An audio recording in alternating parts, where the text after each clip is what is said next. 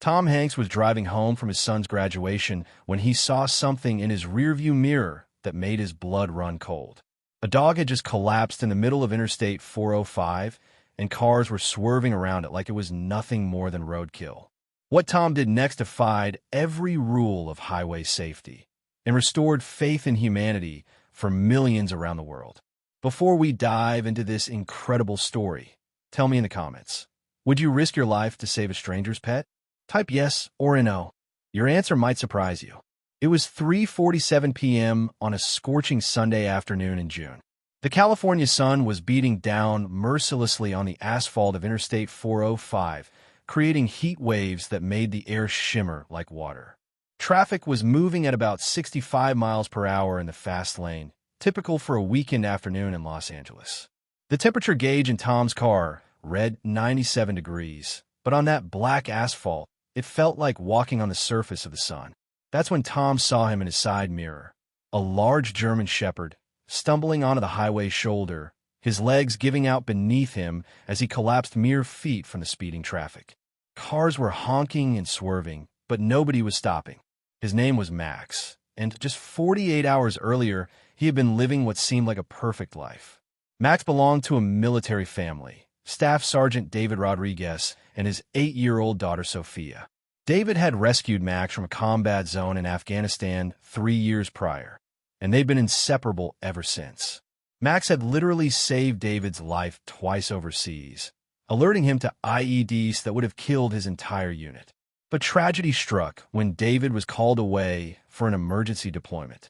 The family he'd arranged to care for Max had seemed trustworthy, but within hours of David's departure, they'd driven Max out to a remote area and abandoned him, claiming they couldn't handle a big dog. They never told David what they'd done. For 2 days, Max had been wandering the scorching California landscape, desperately searching for any sign of David or Sophia. He hadn't eaten in 48 hours, hadn't had water in over 12.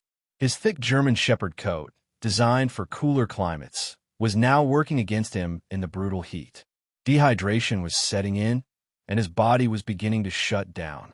Max had followed the scent of car exhaust to the highway, some primal instinct telling him that roads led to people, and people might lead him back to his family. But as he stumbled onto the shoulder, his legs finally gave out. This was it. This was how his story would end, alone, forgotten, on a strip of burning asphalt. Tom Hanks had just experienced one of the proudest moments of his life. His youngest son had graduated from USC with honors, and the whole family had celebrated at a beautiful ceremony in downtown Los Angeles. As he drove home to Pacific Palisades, Tom was reflecting on parenthood, on the unconditional love you feel for those you're responsible for protecting. Tom had always been an animal lover, but he'd never spoken publicly about the German Shepherd he'd lost to cancer just 6 months earlier. Otis had been his companion for 12 years, and losing him had left a hole in Tom's heart that he wasn't sure would ever heal. He'd been considering getting another dog, but Rita kept saying, "You'll know when it's time. The right dog will find you." He had no idea how prophetic those words were about to become. While Tom was lost in memories of Otis, Max was fighting the battle of his life just a few hundred yards behind him. Cars continued to speed past, their drivers either not seeing the collapsed dog or choosing to look away. One truck came so close that the wind from its passing flipped Max onto his side. He tried to lift his head, tried to stand, but his body wouldn't respond. In his delirious state, Max began to hallucinate. He thought he heard Sophia's voice calling his name, thought he saw David's military boots walking toward him. But each time he tried to reach them, they vanished like mirages in the desert heat. Meanwhile, Tom was stuck in his own head, wrestling with grief he'd never fully processed. He'd been the strong one when Otis died, comforting Rita and the kids, handling all the arrangements. But driving alone now, the weight of that loss hit him like a physical blow. He found himself thinking about all the times Otis had been there for him. During stressful film shoots, family crises, quiet Sunday mornings when a dog's unconditional love was exactly what he needed. Max's breathing was becoming shallow and labored. His tongue was swollen, and his eyes were starting to glaze over. In his mind, he saw flashes of David teaching Sophia how to brush his fur, of camping trips where he'd sleep between them and the tent entrance, protecting his pack. Those memories were fading now, becoming harder to hold onto as consciousness slipped away. Tom was about 2 miles ahead when he glanced in his rearview mirror one more time. He almost didn't see it, just a dark shape on the shoulder that looked like debris. But something made him look again, and that's when he realized it wasn't debris at all. It was a dog, and it wasn't moving. Tom's first instinct was practical. Someone else will help. Stopping on the freeway is dangerous. I could cause an accident. But as he drove another quarter-mile, Otis's face flashed in his mind. What if it had been Otis lying there? What if no one stopped? Tom Hanks did something that went against every highway safety rule he'd ever learned. He pulled his car over to the shoulder, put on his hazard lights, and began walking back toward the collapsed dog. Cars were flying past him at 70 miles per hour, the wind from their passing nearly knocking him over. As he got closer, he could see the dog's chest barely rising and falling. This wasn't just a stray looking for food. This was a dog dying of heat exhaustion and dehydration. Tom knelt down beside Max, and what he saw broke his heart. The dog's eyes were open but unfocused, his body limp and unresponsive. "Hey, buddy," Tom whispered, gently placing his hand on Max's head. "I've got you. You're not alone anymore." At the sound of Tom's voice, something miraculous happened. Max's eyes focused, just for a moment, and his tail gave the faintest twitch. It was as if some part of him recognized that help had finally arrived. Tom carefully lifted Max's 85-pound frame, carrying him back to his car like a father carrying a sleeping child. The dog was so dehydrated that he felt lighter than he should have, his body having consumed its own muscle mass to survive. Tom cranked up the air conditioning and gently placed Max on the back seat. He grabbed a bottle of water from his console and began slowly dripping it onto Max's tongue. "Come on, boy. Stay with me," he whispered, his voice cracking with emotion. Max's eyes met Tom's in the rearview mirror, and in that moment, both of them felt it, a connection that transcended species, a recognition between two souls who had found each other at exactly the right moment. Max managed to lick a few drops of water, and Tom felt a surge of hope. "That's it, buddy. We're going to get you help.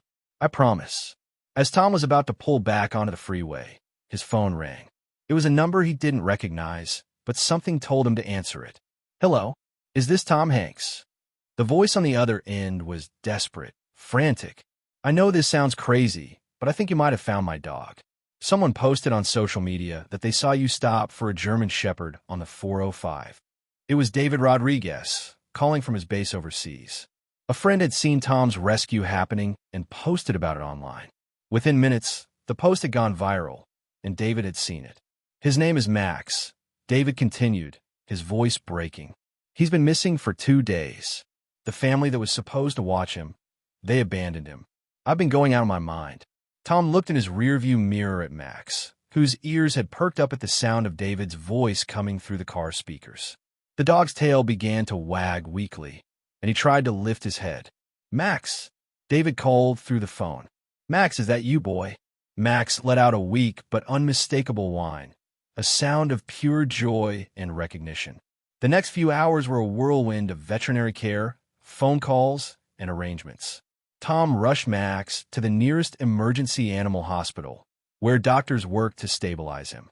The prognosis was touch and go, another hour in that heat, and Max wouldn't have survived. Tom stayed at the hospital for 6 hours, refusing to leave until he knew Max would be okay. He arranged for the best veterinary care, paid for everything without hesitation, and even hired a pet transport service to reunite Max with David as soon as his medical leave was approved. But the most beautiful moment came 3 days later when David finally made it home. Tom was there at LAX when David's plane landed, Max on a leash beside him, healthy and strong again. The reunion between soldier and dog brought tears to the eyes of everyone in the terminal. David tried to thank Tom, to somehow repay him, but Tom just shook his head. "Max saved you overseas," Tom said, his voice thick with emotion. "Today he saved me too. We're even." 6 months later, David sent Tom a photo. It showed Max and Sophia sleeping peacefully together, the dog's protective paw draped over the little girl's shoulder. David was home for good now, medically retired, and working as a dog trainer for other veterans dealing with PTSD. Max is training service dogs now. David had written on the back, "Dogs that will save other soldiers the way he saved me." He's a hero training heroes. Tom framed that photo and put it on his desk. Every time he looked at it, he was reminded that sometimes the most important thing you can do is simply stop. Stop long enough to notice someone in need. Stop long enough to care. Stop long enough to act. Tom never got another dog of his own. He didn't need to.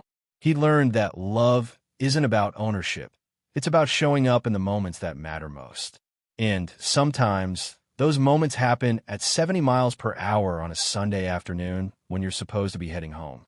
This story went viral not because Tom Hanks is famous, but because it reminds us we can choose to be in moments of crisis. Every single day, there are Maxes all around us, people, animals, neighbors who need someone to simply stop and notice them. If this story moved you, hit that like button and share it with someone who needs to be reminded that heroes aren't born, they're made in moments of choice. And tell me in the comments, when was the last time you stopped to help someone who couldn't help themselves? Your story might inspire someone else to be the hero in their own chapter. Remember, you don't need to be Tom Hanks to change a life. You just need to be willing to stop, to see, and to act. The world is full of highways, but it's the people who pull over that make all the difference.